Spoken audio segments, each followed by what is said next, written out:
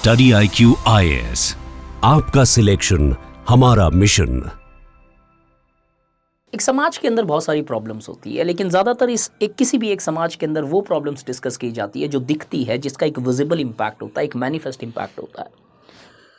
इसके कारण भारतीय समाज के अंदर महिलाएं जो प्रॉब्लम फेस करती है वो तो बहुत ज़्यादा डिस्कस की जाती है, उसके ऊपर डिबेट की जाती है और ऐसा मान लिया जाता है कि इंडियन मेन शायद कोई प्रॉब्लम ही फेस नहीं करते। Indian men are the one who are actually the एक्सप्लॉयटर्स।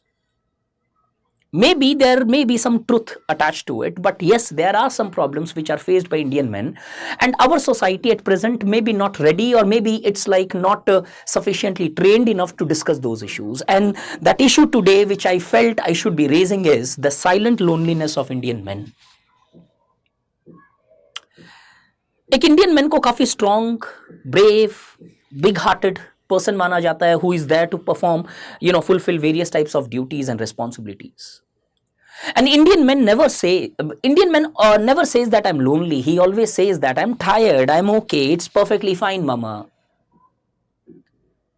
But deep down that loneliness does exist. वो एक void, वो एक आवारापन exist करता है, जो शायद उस हंसी के पीछे छुप जाता है, जो शायद उस responsibility के पीछे छुप जाता है, जो शायद उस ड्यूटी के पीछे छुप जाता है। इंडियन मैन लोनली इसलिए नहीं है कि उसके दोस्त नहीं है, यार, सगे संबंधी नहीं है। Indian man is surrounded by groups of colleagues, peer groups, friends, relatives, but yet deep down he is lonely. And believe me, whether you ask your father, whether you ask your brother, whether you ask your friend, or whether you ask anybody, that deep down they do feel that emotional voidness, but वो express नहीं हो पाती है। क्यों नहीं हो पाती है एक्सप्रेस? बिकॉज इंडियन मेन शायद they are not trained to express their emotions, और may be there are multiple deep down various other aspects and reasons because of which they are not able to express themselves. तो नमस्कार, करम योगी दिवाकर बोथरा आप सबका स्वागत करता है, और आज के इस पूरे डिस्कशन में हम देखेंगे the silent loneliness of Indian main. क्या सच में इंडियन मैन लोनली है? और ये जो सारा वीडियो है वो यूज किया गया है for educational purpose, so that people understand, क्योंकि कोई चीज दिखाई देती है तो लोगों को ज्यादा बेहतर तरीके से समझ में आती है।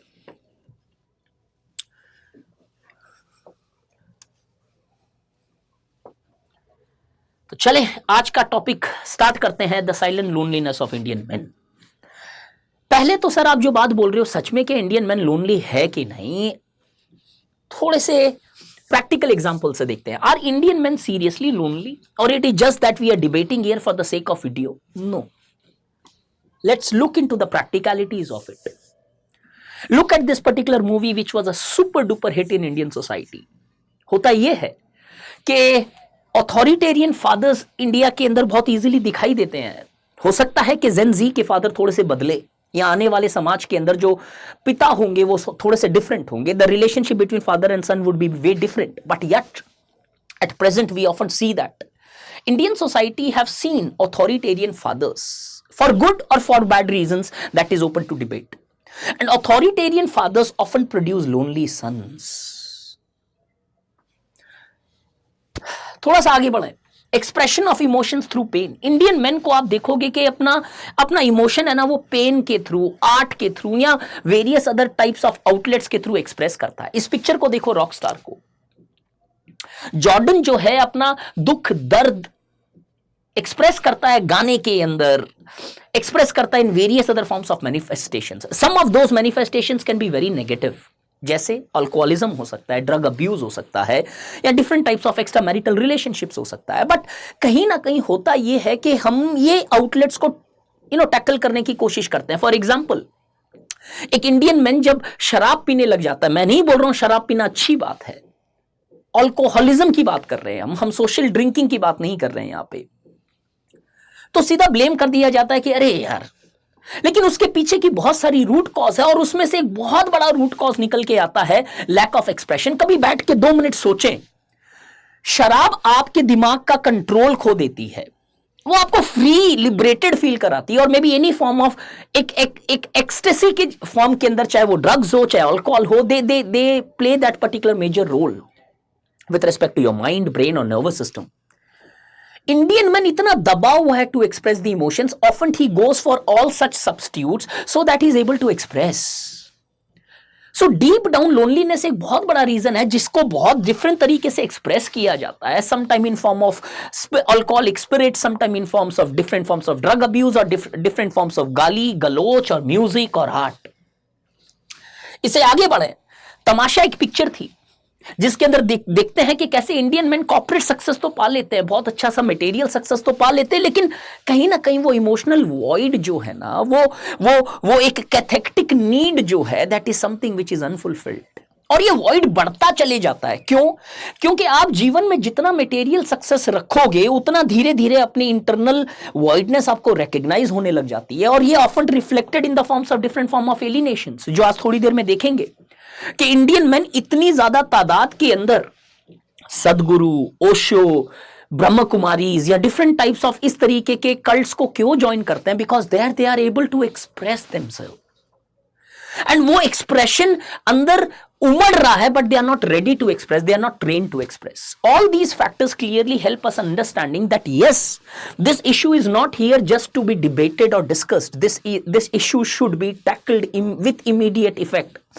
जितनी शक्ति से हम पैट्रियार्की को टैकल करने की कोशिश कर रहे हैं, उतना ही जोर हमें इस बात पे भी लगाना है कि वो साइलेंट लोनलीनेस जो है, एटलीस्ट लोनलीनेस खत्म नहीं होती दुनिया के अंदर, लेकिन वो साइलेंट नहीं हो। At least men should be in a position to express that up. अब देखते हैं कि क्या फैक्टर्स है जो रेस्पॉन्सिबल है, कि ऐसा क्या हो गया इंडियन मेन के साथ कि they are facing that loneliness. What are the various factors responsible for that?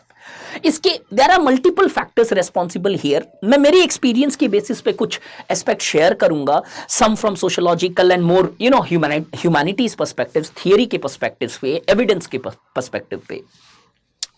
सबसे पहला रीजन जो मुझे लगता है, the very socialisation of Indian boys. अगर इंडियन लड़कों का सोशलाइजेशन अगर आप देखोगे, उन्हें सोशलाइज किया किस चीज में किया जाता है? लड़के रोते नहीं है, बी ब्रेव, फाइट करनी, अरे लग गई कोई ज्यादा दर्द नहीं होने वाला है। लेकिन वहीं पे बिटिया को अगर आपके लग जाते हैं, मेरे 2 बच्चे हैं, एक लड़का है एक लड़की है, लड़के को लग जाती है तो मैं खुद बोलता हूं अरे ठीक है, बी ब्रेव मैन, कुछ नहीं होता है। लेकिन वहीं पे मेरी बिटिया को थोड़ी सी कुछ चीज हो जाती है तो एक अरे कहां लग गया। इतना पढ़ा लिखा होने के बाद भी हम लोग कहीं ना कहीं छोटे छोटे हिडन पर्सपेक्टिव से इंडियन बॉयज को यह सिखा देते हैं कि यू शुड बी टफ। और होता यह है कि वो इस तरीके से घर कर जाती है चीजें कि थोड़ा सा भी अगर आप एक्सप्रेस करोगे तो आपको वीक मान लिया जाएगा। अरे यार इतने से में रोता है क्या कोई? अरे इतने से में क्या है? इंसान को अगर लगता है, चाहे वो लड़का हो या लड़की हो, दर्द होता है दोस्त। हमें इस तरीके से सोशलाइज किया जाता है कि मर्द को दर्द नहीं होता। अरे दोस्त, किसने बोला? ये सबसे बड़ा झूठ है इस दुनिया का। मर्द को दर्द होता है, और शायद मुझे तो लगता है कई ज्यादा होता है, क्योंकि वो दर्द जो आप एक्सप्रेस नहीं कर सकते हो, उसका दर्द अनबियरेबल होते चले जाता है over a period of time, leading to different forms of anxiety, stress and mental crisis. ये सोशलाइजेशन एक बहुत बड़ा रीजन हो जाता है। और इससे होता क्या, Indian men are taught to be emotionally illiterate. उन्हें पता ही नहीं है कि इमोशन को एक्सप्रेस कैसे करना है। सेकंड, इंडियन और एक ये मेरे को लगता है बहुत बड़ा कारण है। हम हमेशा पैट्रियार्की को डिस्कस करते हैं। पैट्रियार्की क्या होती है? Patriarchy is an ideology and a structure which empowers men and subordinates women, exploits women। एक ऐसा सिस्टम माना गया है, बाकायदा यही एक सिस्टम है। इस पैट्रियार्की के कारण महिलाओं ने बहुत बड़ा प्राइस पे किया with respect to their life, with respect to their identity, with respect to the various aspects of them. लेकिन हर बार यह मान लेना कि पैट्रियार्की जो है मेन को हमेशा बेनिफिट करती है और वुमेन को हमेशा नेगेटिवली इंपैक्ट करती है, that is something beyond the logical conclusions. R W कॉलन की थियरी है hegemonistic masculinity and alternative masculinity. Indian men को इसी सोशलाइजेशन प्रोसेस के थ्रू यह सिखा दिया जाता है कि वो हेजिमोनिस्टिक मैस्कुलिनिटी फॉलो करेंगे। अब ये हेजिमोनिस्टिक मैस्कुलिनिटी क्या है? Where the men are expected to act like controllers. Be a man, come on. You cannot even control your daughter, your wife, your sister. What man are you? यह है hegemonistic masculinity. Alternative masculinity होती है where women are not subordinated, or rather than men largely do not emphasize their masculine powers. They treat women with respect. They treat women as an equal. They are the people who express their emotions. ये alternative masculine वाले men जो है वो बोलते हैं, मानते हैं कि भाई डर लगता है हमें, मर्द को दर्द होता है हमें। अब हो क्या रहा है, आरडब्ल्यू कॉलन बोलते हैं कि जो मर्द हेजिमोनिस्टिक मैस्कुलिनिटी फॉलो करते हैं, मर्दों की बैठक के अंदर उनका अस्तित्व ज्यादा होता है। लेकिन उन्हीं मर्दों की बैठक के अंदर अगर कोई मर्द ऐसा है, कोई लड़का ऐसा है, कोई मेन ऐसा है जो अल्टरनेटिव मैस्कुलिनिटी को फॉलो करता है, अरे नहीं नहीं नहीं यार, ये क्यों करना है ऐसा, तो within the group of men, a person who is expressing alternative masculinity would be considered as weak. अब अपने ही ग्रुप के अंदर जब आपको वीक मान लिया जाएगा तो एक मर्द के लिए कंपल्शन बन जाता है कि उसे बार बार मैस्कुलिनिटी एक्सप्रेस करनी है, बार बार उसे पेट्रियार्क के जैसे रहना पड़ता है। एंड एज अ रिजल्ट, अगर आप हेजिमोनिस्टिक मैस्कुलिनिटी के जैसे रहने लगते हो तो आप इमोशन एक्सप्रेस नहीं कर सकते हो, और धीरे धीरे धीरे धीरे धीरे धीरे वो एक इमोशनल वॉइड इतना बढ़ जाता है कि you end up frustrated, depressed, disenchanted, facing different forms of loneliness despite staying among the people or having different forms of companionships. So the price of patriarchy is not just paid by women. The price of patriarchy in modern 21st century is also paid by men. So remember, all the girls and women, it's not that patriarchy is always beneficial for men. I do understand there are certain benefits which the men achieves because of patriarchy, but beyond that, the men are also paying the price for patriarch. They don't want to be patriarch, but somehow because of the very process of socialization and the society in which we stay, men are often forced to be patriarch, not by choice, but because of the social currents, because of the social structures, and because of the system in which they survive. This again makes men many times lonely. कि कथनी और करनी में फर्क होने लगता है। करना तो कुछ और चाहते हैं, चाहते तो हैं कि बिटिया को इस तरीके से पाले, लेकिन समाज ऐसा है, पिता ऐसे हैं, माता ऐसी है, नेबर्स ऐसा है, सोसाइटी ऐसी है कि उस कॉन्टेक्स्ट में शायद थोड़ी सी वो चीज़ अजीब लगने लगती है, तो you start becoming more authoritarian. Keep suppressing your emotion. आप खुल के रोना चाहते हो, लेकिन रोने का मतलब वीकनेस है। द थर्ड फैक्टर, मैरिज, और मुझे लगता है ये आज बहुत इंपॉर्टेंट रीजन है मेन के लोनलीनेस के लिए। इनफैक्ट एक मेन जो है वो बचपन से कोई इमोशनल एक्सप्रेशन नहीं करता है। क्यों? They are trained like that, they are expected to behave like that. एक रोल एक्सपेक्टेशन होती है मेन की, समाज की एक मेन से रोल एक्सपेक्टेशन होती है। अब वो जब शादी करता है तो वो चाहता है कि यार मेरी वाइफ के सामने मैं एटलीस्ट ये एक्सप्रेसिव हो सकूं, एटलीस्ट वो हेजिमोनिस्टिक मैस्कुलिनिटी को हटा के कहीं ना कहीं I am much more in a comfort zone with my wife, with my partner. लेकिन होता क्या है, एक लड़की की, एक महिला की भी सोशलाइजेशन इस तरीके से होती है कि वो एक्सपेक्ट करती है कि मेरा हस्बैंड स्ट्रांग हो, मेरा हस्बैंड उस तरीके से एक्सप्रेस करे।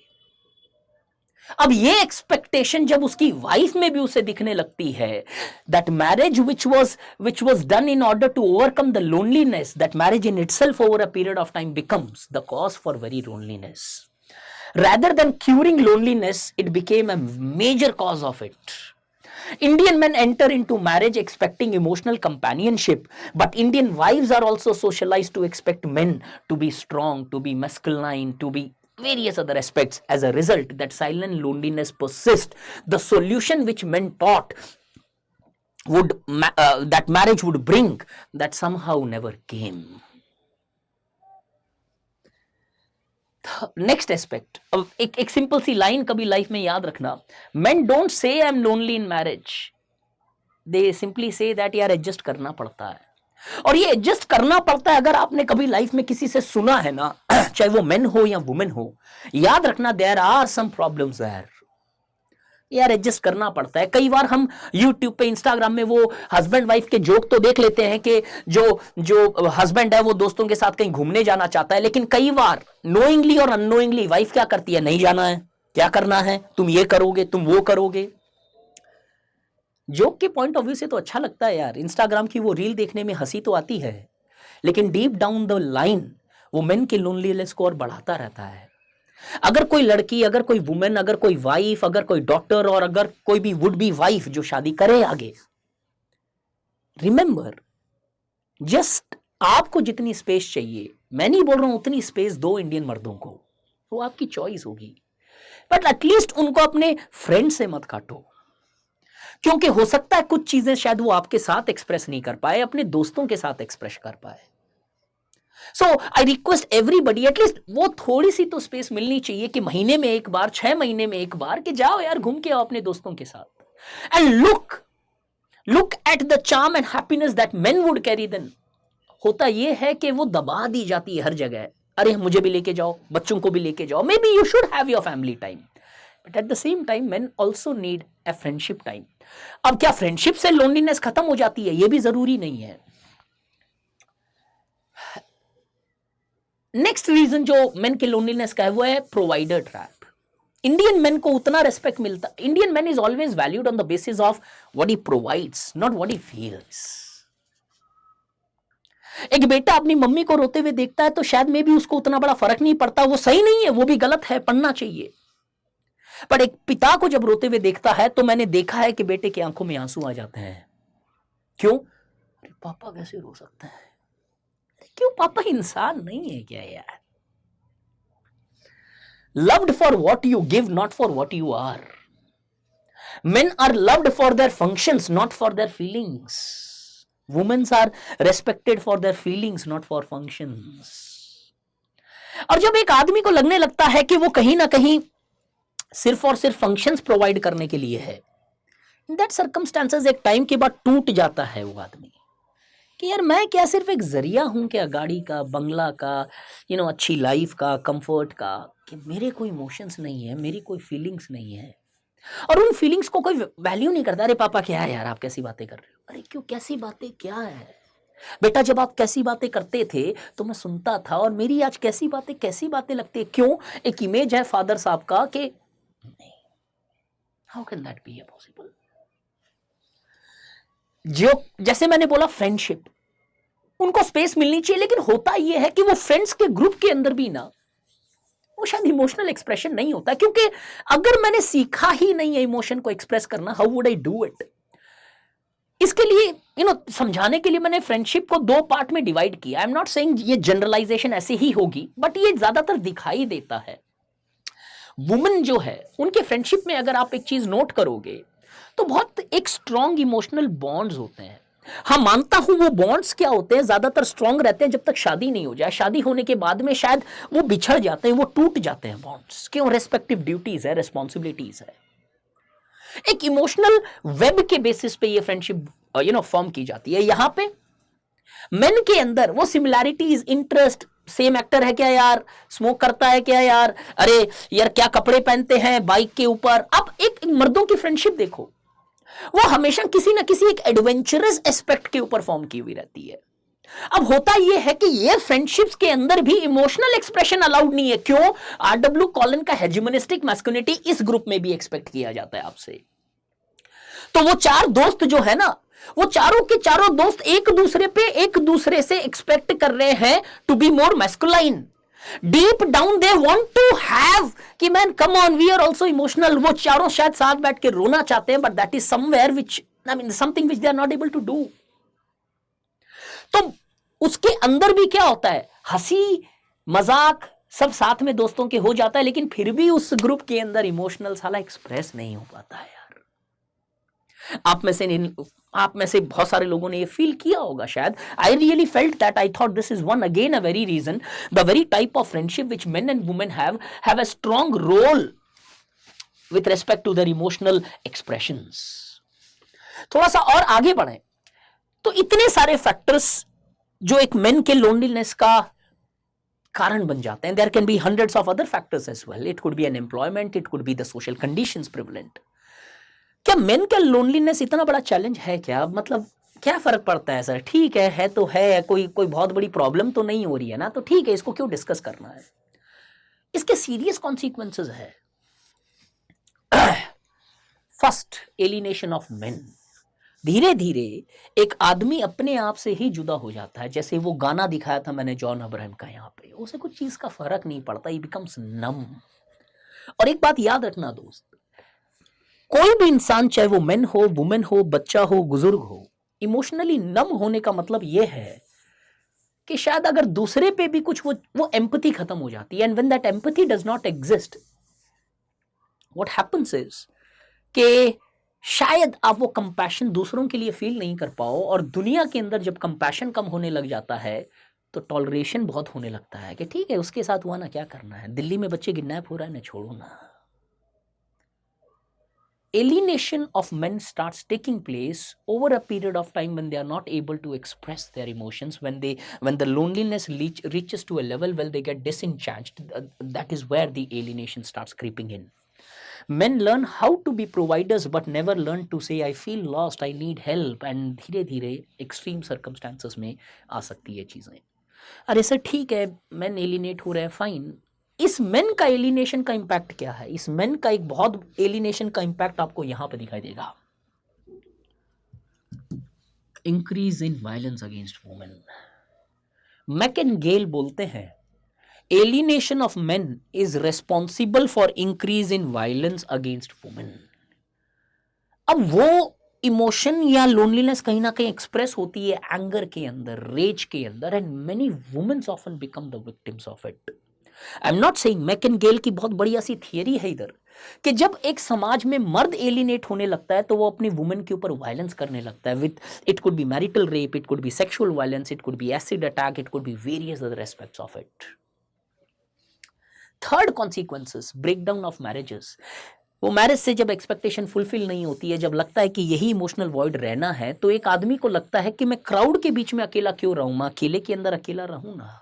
At least those responsibility would be shredded down, and this is one of the very important reason why the marriages are breaking down. And one more information, अगला जो lecture होगा, जो वीडियो होगा, वो होगा कि इंडिया के अंदर मैरिजेस इतनी ज्यादा ब्रेकडाउन क्यों कर रही है, क्या लव की कमी है या कोई और रीजन है। The next video tomorrow would be on this.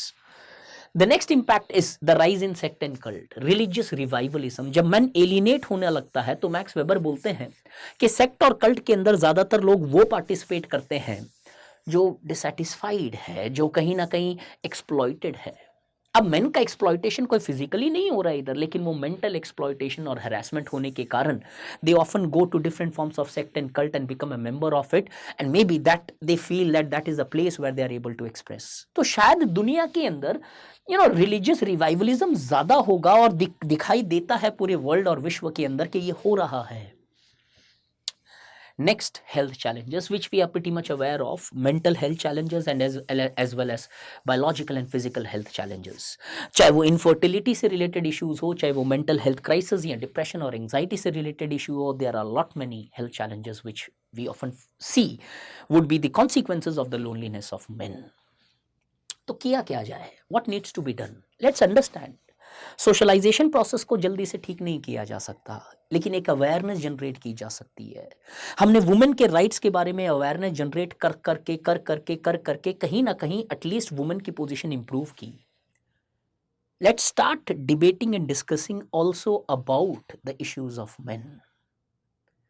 सिर्फ मेंसेस की बात नहीं होनी चाहिए, मेन की भी बात होनी चाहिए, सेंसस की भी बात होनी चाहिए। क्योंकि शायद सेंसस मेन के हो या वुमेन के हो, सेंसस होते हैं। We need to feel that. It's not that Indian men do not need motivation, they are motivated enough, they are hard working enough. What they really need is the permission to express themselves. आज हमारा समाज main को permission नहीं देता है अपने आप को एक्सप्रेस करने के लिए, और इसके कारण शायद वो अंदर ही अंदर घुटता रहता है, दबता रहता है। And that's the reason in Indian society, love failures and various other types of songs like Awarapan and Banjarapan become super success। क्यों? एक मर्द अब उस सॉन्ग से अपने आप को आइडेंटिफाई करने लगता है। Let's not take our men to that particular point where they completely break down and the society starts facing different forms of challenges। Let not the women empowerment come at the cost of loneliness of men।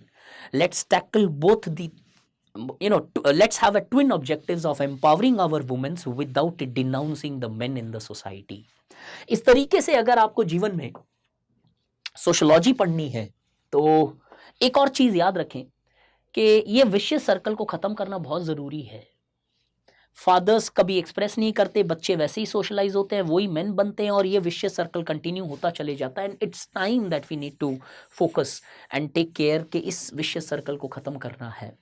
आपको इस तरीके से अगर lecture पसंद आते हैं, इसी तरीके से हम सोशियोलॉजी बैच में पढ़ाते हैं, not only the current aspects also the conventional aspects of it. 16 फरवरी से बैच स्टार्ट हो रहा है, 16 फेब से join the batch. Chapter 1 emergence of sociology से स्टार्ट करेंगे, मजे से पढ़ेंगे। नमस्कार, thank you so much. If you have liked the video, do comment, do share and do right your experiences कि क्या ये वीडियो आपको टच कर रहे हैं, क्या ये सीरीज आपको वो इश्यूज के बारे में थोड़ी सी डिफरेंट सोच देती है। तो प्लीज कमेंट जरूर करें। सिर्फ थैंक यू और ग्रेट वीडियो नहीं, what it made difference in your thought perceptions, please do right that up, that definitely motivates अस। नमस्कार। स्टडी IQ IAS, आपका सिलेक्शन हमारा मिशन।